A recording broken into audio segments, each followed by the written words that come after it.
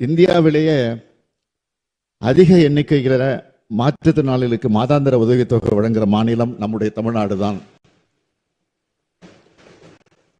மாற்றுத்திறனாளிகள் நலத்துறை சிறப்பு வேலைவாய்ப்பு முகாம்கள் நடத்திட்டு வருது.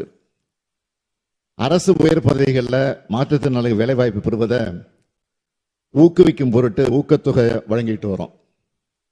மாற்றுத்திறனாளிகளுக்கு சுய தொழில் புரிய கடன் உதவி வழங்கக்கூடிய திட்டத்தை அறிவுசார் குறைபாடு உடையோர், புற உலக சிந்தனையற்றோர், தசைச்சிதைவு நோயினால் பாதிக்கப்பட்டவர்களின் பெற்றோருக்கு நீட்டிச்சு அரசாணை வெளியிட்டிருக்கிறோம். அரசு பணியாளர்களுக்கான தேர்வுகளில் மாற்றுத்திறனாளிகளுக்கென நடைமுறைப்படுத்தப்பட்டு வரும் 4 விழுக்காடு இடஒதுக்கீடு மூலம் கடந்த 4 ஆண்டுகளில் இதுவரை 493 மாற்றுத்திறனாளிகள் அரசு பணியை பெற்றுள்ளார்கள். இதேபோல மாற்றுத்திறனாளிகளை பணியமர்த்துறத தனியார் துறைகளை ஊக்குவிக்கிறதுக்காக தனியார் நிறுவனங்கள் ஒவ்வொன்றும் குறைந்தது 10 மாற்றுத்திறனாளிகளை பணியமர்த்தி இருந்தால் அத்தகைய நிறுவனங்களுக்கு மாதந்தோறும் ஒரு நபருக்கு 2000 ரூபாய் வீதம் ஊதிய மானியத்தை ஒரு ஆண்டுக்கு அரசு வழங்கும்னு அறிவிச்சிருக்கிறோம். மாற்றுத்திறனாளிகளுக்கு உதவும் நவீன கருவிகள் வழங்கும் திட்டம் 125 கோடி ரூபாய் செலவில் செயல்படுத்தப்படும்னு அறிவிச்சிருக்கிறோம். மாற்றுத்திறனாளிகள் மெரினா மற்றும் பெசன்ட் நகர் கடற்கரைகளில் கடலுக்கு அருகில் சென்று கடலை கண்டு ரசிக்க சிறப்பு மரப்பாதையை உருவாக்கி இருக்கிறோம். இதுக்கெல்லாம் மகுடம் வைப்பது போல மாற்றுத்திறனாளிகளின் குரல் உள்ளாட்சி அமைப்புகளில் ஒலிக்கணும்.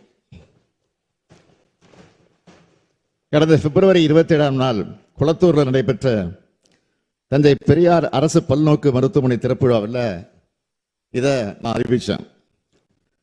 அடுத்த நாளே என் வீட்டுக்கு வந்த பேராசிரியர் தீபக்நாதன் தலைமையில் மாற்றுத்திறனாளி தோழர்கள் எனக்கு நன்றியும் பிறந்தநாள் வாழ்த்துக்களும் தெரிவித்தாங்க. 12,000 மாற்றுத்திறனாளிகளுக்கு இதனால உள்ளாட்சி அமைப்புகளில் வாய்ப்பு கிடைக்கும். கடைகோடையில் இருக்கக்கூடிய மாற்றுத்திறனாளிகளுக்கும் அவங்க வாழ்கிற ஊர்லயே இதனால மரியாதை கிடைக்கும்.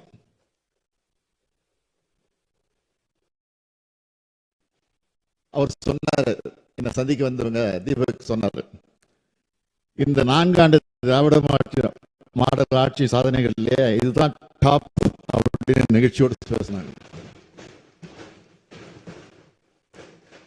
அவங்க இந்த சிறப்புமிகு சட்டம் முன்மொழியக்கூடிய இந்த வேலையில சட்டமன்றத்துடைய பார்வையாளர் மன்றத்திலிருந்து இதையெல்லாம் காண்பதில் நான் மற்றற்ற மகிழ்ச்சி அடைகிறேன்.